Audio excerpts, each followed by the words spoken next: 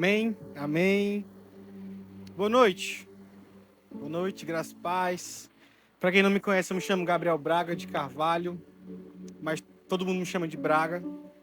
Eu estou muito feliz com essa oportunidade que o nosso pastor nos deu essa noite. Ele está viajando com a pastora, o Ebert, e me deu essa missão aqui. Amém? Muita gente não veio por conta do Acamp Kids, inclusive minha esposa. Sou casado com a Laura.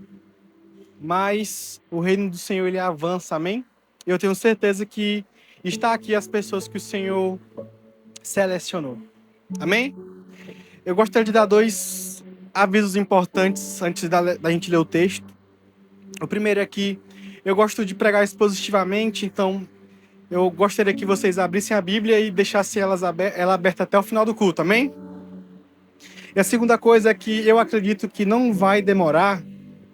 Então, se você puder não se distrair com o celular, WhatsApp, mensagem, eu agradeço. Combinado? Gostaria que você abrisse a sua Bíblia no Evangelho de Lucas, capítulo 10. Se a mídia puder colocar o tema da ministração, eu agradeço.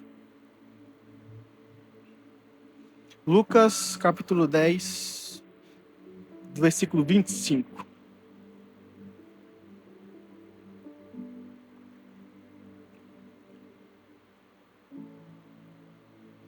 O texto dessa mensagem é piedade, o estilo de vida cristão. Lucas 10, 25 ao 37. Vamos ler.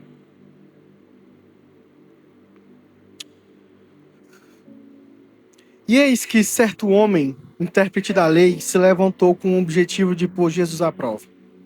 E lhes perguntou: Mestre, o que preciso fazer para herdar a vida eterna?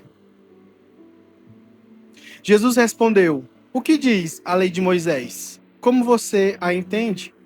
O homem respondeu: Ame o Senhor seu Deus de todo o seu coração, de toda a sua alma, de toda a sua força e de toda a sua mente, e ame o teu próximo como a si mesmo. Está correto, disse Jesus, faça isso e você viverá. O homem, porém, querendo justificar suas ações, perguntou a Jesus: E quem é o meu próximo?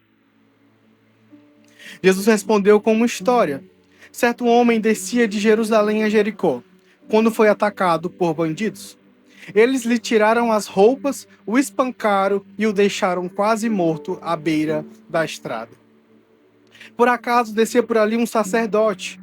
Quando viu o homem caído, atravessou para o outro lado da estrada.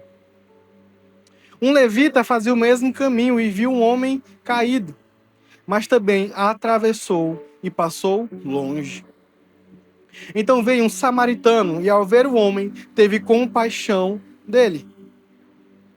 Foi até ele, tratou de seus ferimentos com óleo e vinho e os enfaixou. Depois colocou o homem em seu jumento e o levou a uma hospedaria onde cuidou dele. No dia seguinte, deu 2 moedas de prata ao dono da hospedaria e disse: Cuide deste homem. Se você precisar gastar a mais com ele, eu lhe pagarei a diferença quando voltar. Jesus respondeu: Qual desses 3 você diria que foi o próximo do homem atacado pelos bandidos? Perguntou Jesus. O especialista da lei respondeu: Aquele que teve misericórdia dele.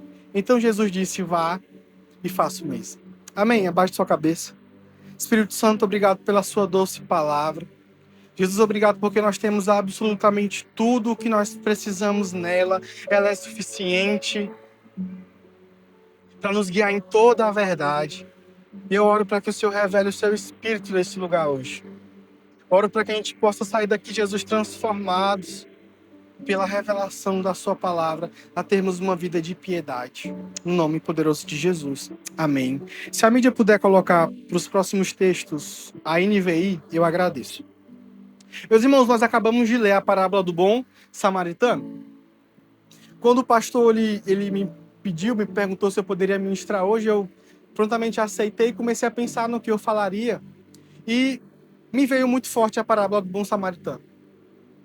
Enquanto eu pensava, eu comecei a me questionar. Qual foi a última vez que eu ouvi falar sobre o bom samaritano? Qual foi a última vez que eu ouvi um corte no Instagram? Qual foi a última vez que eu ouvi um podcast? Qual foi a última vez que eu ouvi uma pregação? Qual foi a última vez que eu ouvi, não sei, alguém comentando sobre essa parábola e eu não consegui lembrar na minha mente? Eu faço a mesma pergunta para vocês. Qual foi a última vez que você ouviu falar da parábola do bom samaritano? E por não lembrar, eu não me assustei. Como assim, Braga? Nós vivemos hoje em dia numa geração que só pensa em si mesmo. É os coaches, é o primeiro milhão, é a prosperidade financeira, é o meu carro, é a minha casa, é os meus móveis, é a minha família, é o meu isso, é o meu aquilo. Que isso é tão verdade que essa parábola não está em mídia, faz sentido. Se eu vivo uma vida só pensando em mim, nos meus objetivos, naquilo que eu quero conquistar, aonde eu quero chegar, e não importa quem eu tenha que derrubar para chegar lá, faz muito sentido uma parábola que Jesus manda a gente sacrificar por outro. Não está na moda. Mas a nossa sorte, meus irmãos, como povo de Deus, é que nós não estamos nem aí para a moda. Amém? A verdade do Senhor, ela permanece fiel em todo o tempo. É uma parábola muito, muito profunda e muito forte, mas antes da gente entrar com profundidade nela, eu preciso compartilhar o contexto com vocês. Certo dia, Jesus estava sentado, provavelmente ensinando, e um fariseu, doutor da lei, se aproximou e perguntou: Senhor, mestre, o que eu preciso fazer para ter a vida eterna? Só que não se engane, esse fariseu não era como as pessoas pobres. As pessoas pobres, elas se aproximavam de Jesus para ouvir uma palavra, para ter a sua vida transformada. Mas o fariseu, ele queria testar Jesus, ele queria tentar Jesus para que ele achasse alguma brecha nas suas palavras. E Jesus, entendendo a intenção do coração daquele fariseu, respondeu ele com outra pergunta, dizendo: Ué, você é um doutor da lei. O que a lei diz? E aquele fariseu prontamente respondeu: amar o Senhor de todo o nosso coração e amar o próximo como a mim mesmo. Jesus, muito inteligente, rebate falando: isso mesmo, vá e faça isso e você viverá. Mas aquele fariseu não estava satisfeito. Ele não estava satisfeito porque ele queria se amostrar, ele queria se justificar. Então ele pergunta para Jesus: Senhor, mas quem é o meu próximo? Meus irmãos, se eu pudesse voltar no tempo, eu falaria assim para esse mestre da lei: cara, não pergunte isso não. Porque a sua vida vai virar de ponta cabeça quando você descobrir a resposta de Jesus. Nós precisamos entender 2 pontos principais. Primeiro, quem era o próximo para aquele fariseu? Porque ele acertou quando disse que os 2 principais mandamentos é amar o Senhor e amar o próximo. Mas na cabeça do fariseu, quem era o próximo? Meus irmãos, historicamente falando, um fariseu, o próximo, era o igual a ele. Como assim? O mestre da lei tinha como próximos os outros mestres da lei. Ele tinha como próximo pessoas ricas. Ele tinha como próximo pessoas que tinham condição de fazer um grande banquete. As pessoas pobres, as pessoas necessitadas, as pessoas carentes não faziam parte desse plano de próximo para aquele fariseu. Então, quando ele interpretava a lei, ele pensava: ame o Senhor teu Deus com todo o teu coração e ame o teu igual como a ti mesmo.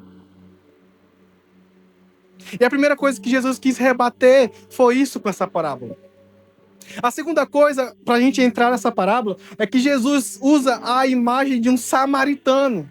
E eu vou dar um pouco de história para vocês. Meus irmãos, um judeu odiava um samaritano, assim como um flamenguista odeia um vascaíno. Assim como um palmeirense odeia um corintiano, um judeu odiava um samaritano.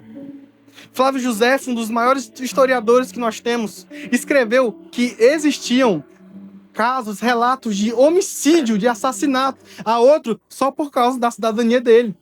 Um judeu matando um samaritano porque ele era samaritano, e um samaritano matando um judeu porque ele era judeu, para vocês verem como esse povo se odiava. E por que isso? Eu vou explicar. Vamos dizer que Israel era um povo unido, amém? Era como se Israel do Norte fosse São Luís e Israel do Sul fosse Imperatriz. Nós vamos pegar essas duas cidades e diminuir essa distância de 600 quilômetros e colocar só 30 quilômetros. Amém? Então tinha Israel do Norte e Israel do Sul. E um dia Israel do Norte foi invadida pelo Império Assírio, que trouxe muitos estrangeiros. Os judeus que permaneceram ali se envolveram com esses estrangeiros e começaram a criar um povo misto. Então eles começaram a ter judeu e estrangeiro, começaram a ter filhos, e os judeus começaram a adorar outros deuses. Então os judeus do norte eram os mestiços, eles eram discriminados pelos judeus de Imperatriz. Assim dizendo. Então, entendendo esses dois contextos, nós podemos prosseguir para a parábola. Amém? Até aqui está tranquilo?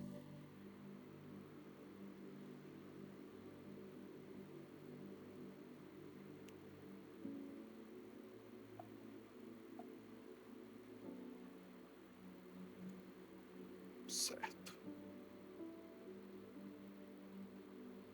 Não sei mexer nesse computador, gente. Minha esposa que quis comprar. Vamos na Vamos ler, meus irmãos. Nós vamos entrar na parábola agora. Versículo 30. Jesus prosseguiu dizendo: um homem descia de Jerusalém para Jericó e caiu nas mãos de alguns ladrões. Estes, depois de lhe tirar a roupa e lhe causar muito ferimento, retiraram-se, deixando-o semi-morto. O texto ele começa nos dizendo que um homem descia de Jerusalém para Jericó.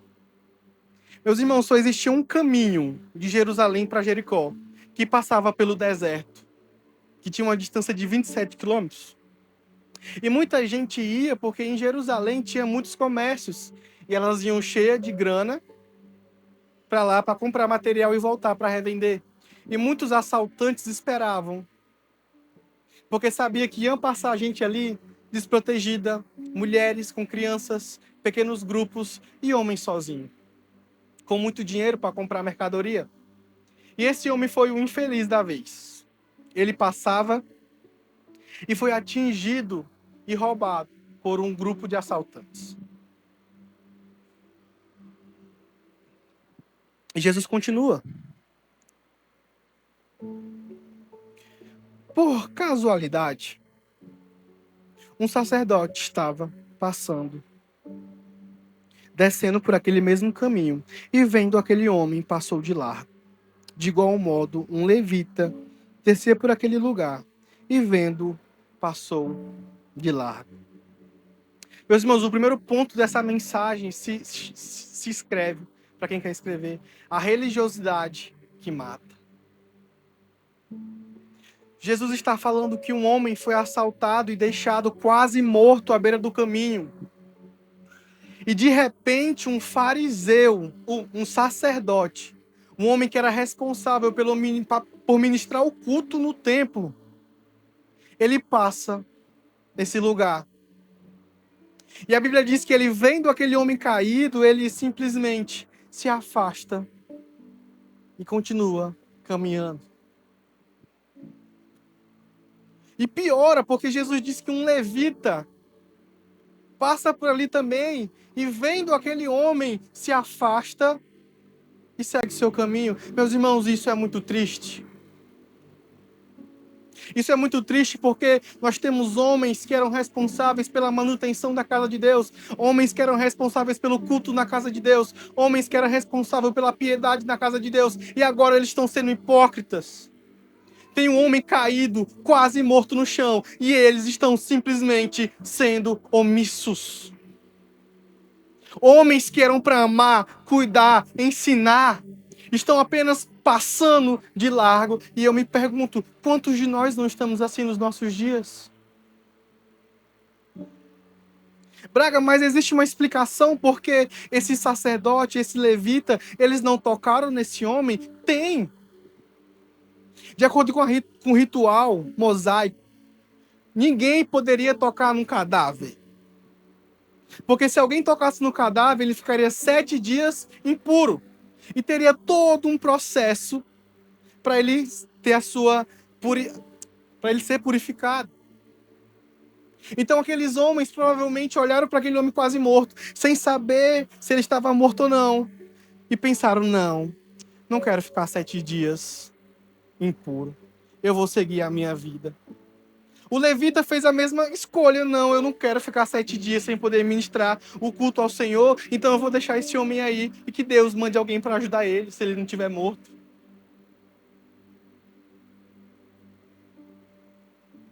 Meus irmãos, a Bíblia fala que eles nem tentaram. Eles nem se aproximaram. Eles nem chegaram perto. Se eles tivessem ao menos chegado perto daquele homem, eles iriam ver que eles não estavam mortos. E que não era um cadáver, por isso eles não ficaram impuros. Mas o comodismo deles foi maior. A vontade de não querer se comprometer foi maior. O desejo de ficar tranquilo, o desejo de ficar de boa foi maior, ao ponto deles deixarem um homem para morrer, pois eles não tinham certeza se aquele homem estava vivo ou morto. E eu sei, gente, que a gente pode pensar: eu nunca faria isso? Será? Eu estava conversando esses dias com o pastor Joane sobre algo que aconteceu no nosso meio, ele disse que eu poderia falar. Como a gente acha que isso nunca vai acontecer com a gente, mas acontece. Deixa eu fazer uma pergunta. Quem aqui está no grupo da Nova Aliança Overflow? Levanta a mão, por gentileza. Muita gente. É interessante porque aquele grupo ele parece mais uma agência. De vez em quando. De vez em sempre. Sim ou não? A gente acha número de encanador, eletricista, massagista, taxista, Uber, pintor. Uns pedem agiota, uns dizem que tem, mas não manda. Tomara que seja brincadeira. Mas a gente acha de tudo naquele grupo e isso é muito interessante. Uma igreja tão grande tem muito network. Não é verdade? Sim ou não? Que perigo. Em meados do final do ano passado, eu estava de boa em casa. E eu recebo e vocês receberam uma mensagem de um homem. Escrevendo assim: gente, ele mandou isso no grupo da Aliança Jovem. Eu não estou suportando de dor. Eu não estou conseguindo dormir por causa de uma dor no meu dente. Eu estou vendendo essa rifa no valor de R$10 para fazer a cirurgia e tirar. Deus sabe. Naquele momento a gente não tinha dinheiro. Não tinha dinheiro. Mas eu falei: cara, eu vou orar por você. Mandei mensagem no privado. A minha esposa disse: nós vamos orar. E uma pessoa curtiu a mensagem. Eu achei que a gente ia se mover. Mas de repente todo mundo voltou para o assunto anterior. De repente começou: alguém tem esse contato? Alguém tem esse contato? Alguém tem esse contato? E aquele homem nunca mais mandou mensagem. Aquele homem nunca mais mandou mensagem. Eu nunca vi ele. Nesse momento, eu e você, nós somos como aquele sacerdote e como aquele levita.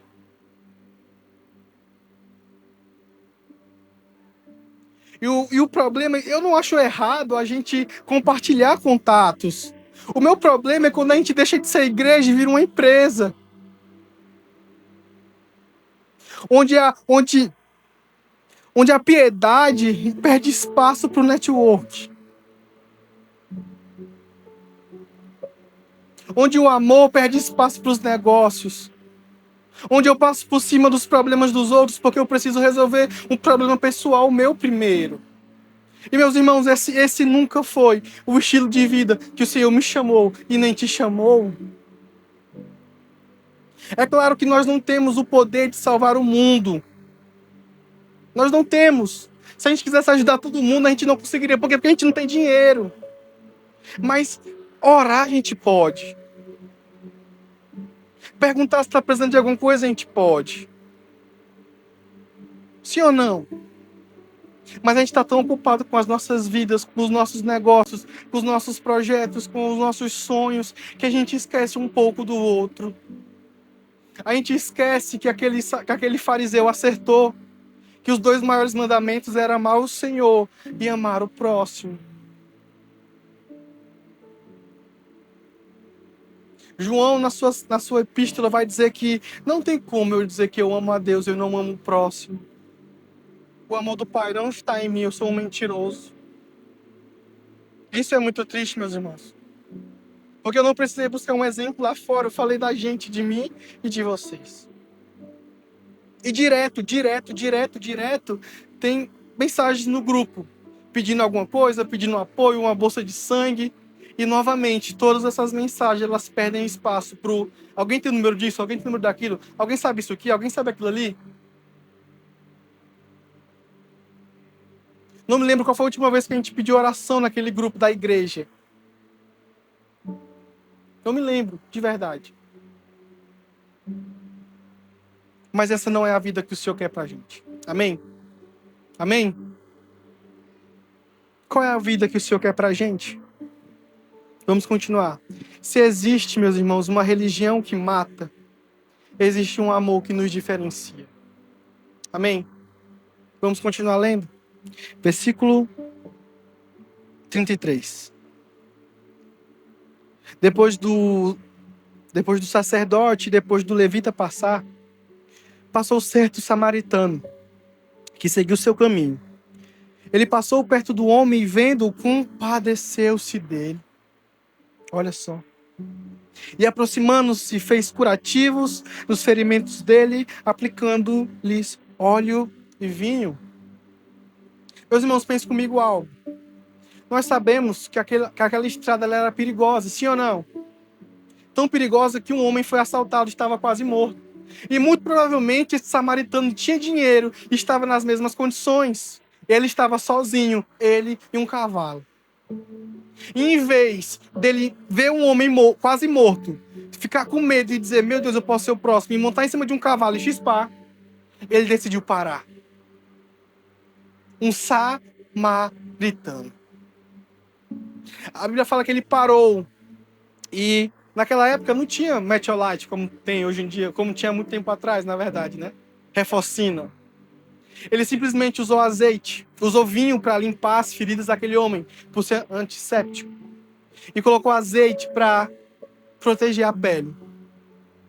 A Bíblia fala que aquele homem colocou ele no seu próprio cavalo. Meus irmãos, ele estava andando de cavalo tranquilamente. Viu o homem precisando. Ele desceu do cavalo e colocou esse homem no seu animal. Ele não só cuidou do outro, ele colocou aquele outro sendo maior, sendo mais necessitado do que ele.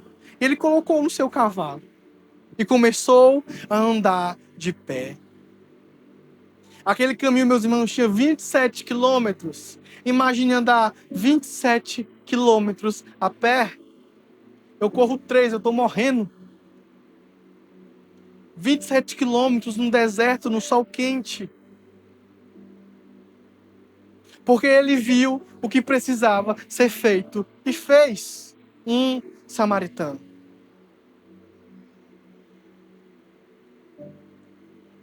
Depois colocou aquele homem sobre o seu próprio animal, levou-o para uma hospedaria e tratou dele.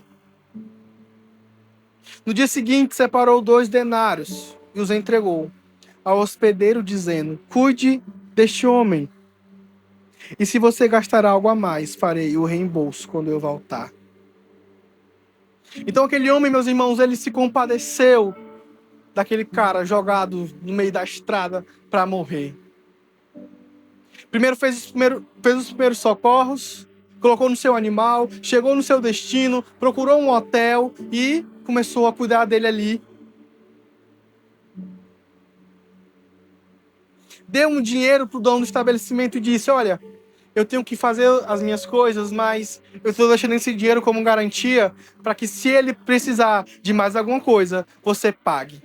E se não der, quando eu voltar, eu te dou a minha palavra de que eu vou pagar. Meus irmãos, esse é o estilo de vida piedosa que o Senhor nos chamou para viver. E como é difícil, meus irmãos, parar de pensar um pouco na gente. Como é difícil ter que deixar os nossos planos de lado por um tempo. Como é difícil ter que deixar alguém passar primeiro. Mas o Senhor nos chamou para isso. E a gente não pode correr. Eu não posso negociar o que o Evangelho diz.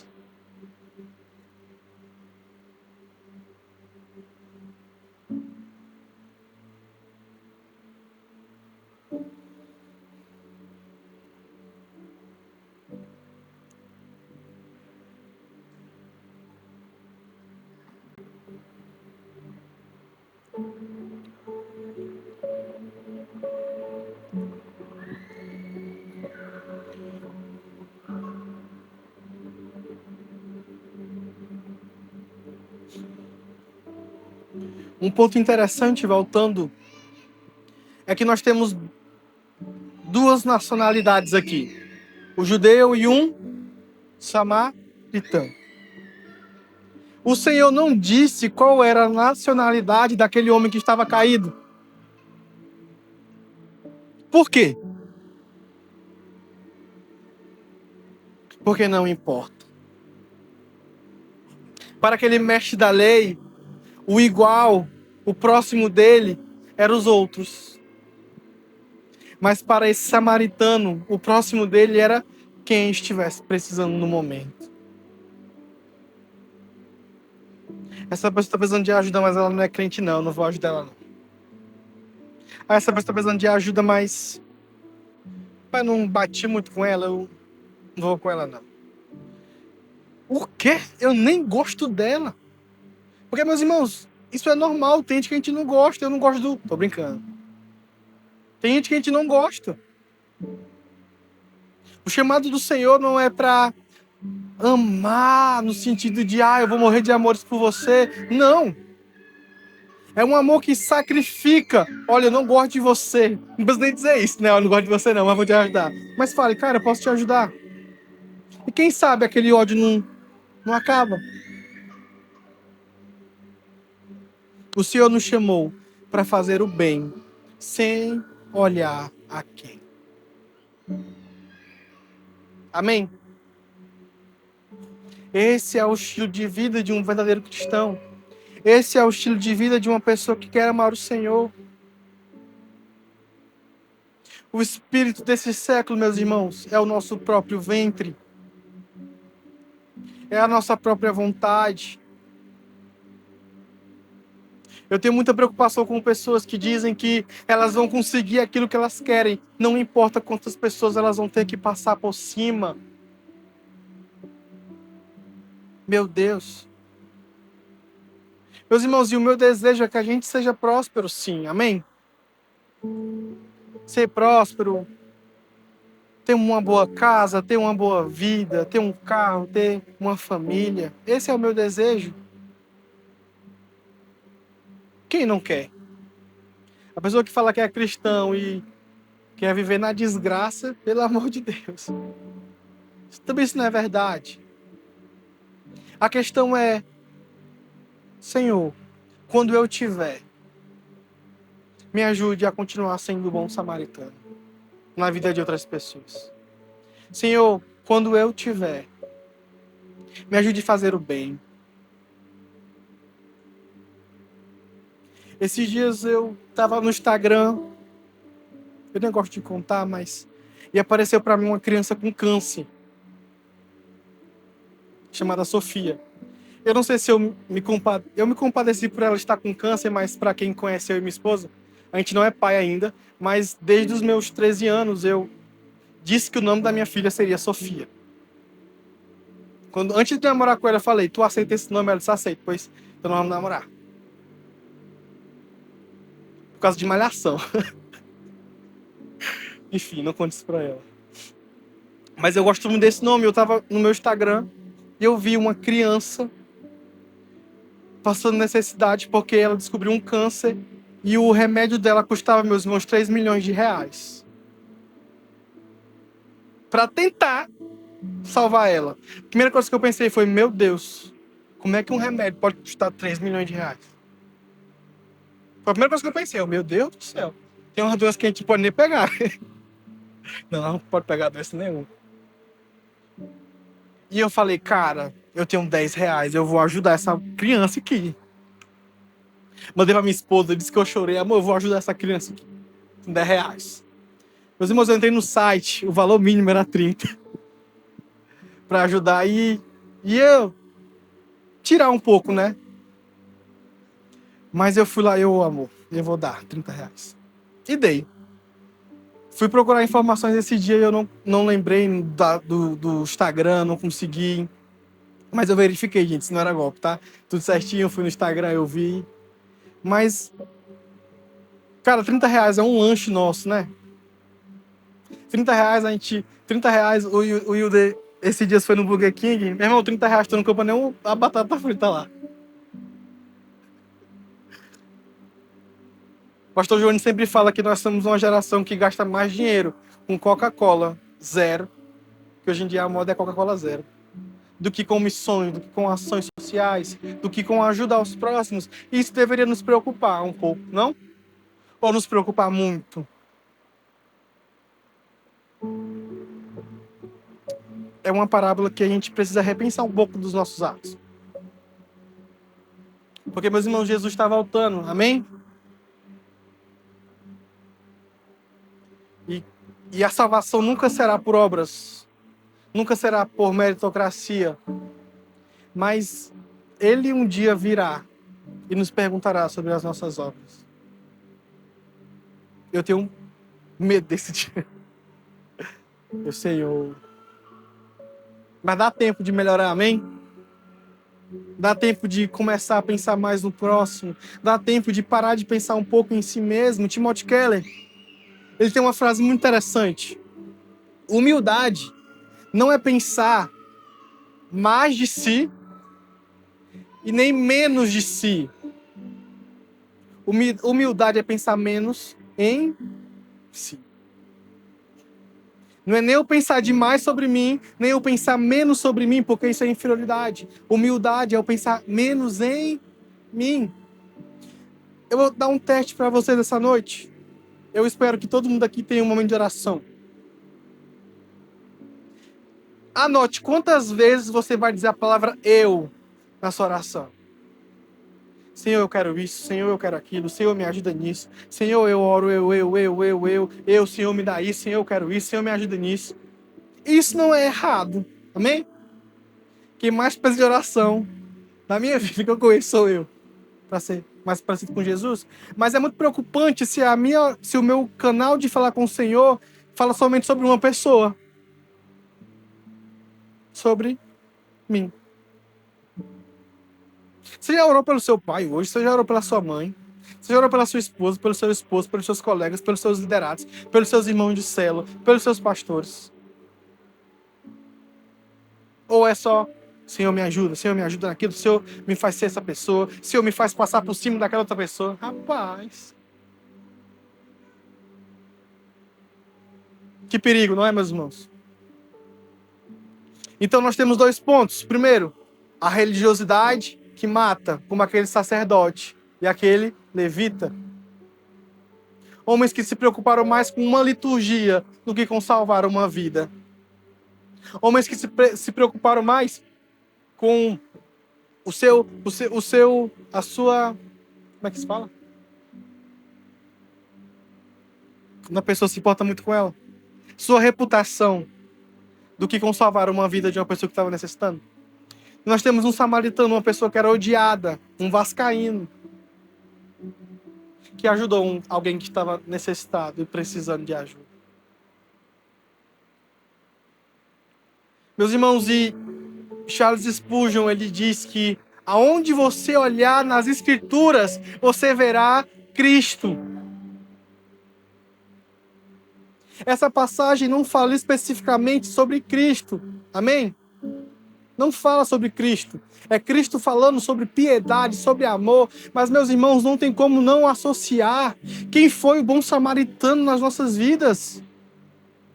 Quem foi que, quando nós estávamos caídos em nossos pecados, Ele veio, nos curou, nos tratou, nos levantou.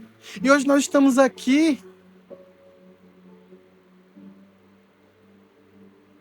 Ele veio e ele fez mais. Ele morreu por mim e por você, para que hoje nós pudéssemos ter comunhão com o Pai. Então nós temos, meus irmãos, um bom samaritano na nossa vida, que é o nosso exemplo para sermos um bom samaritano na vida das outras pessoas. Amém? Eu disse que seria bem rápido, mas eu gostaria de fazer um momento de oração com vocês.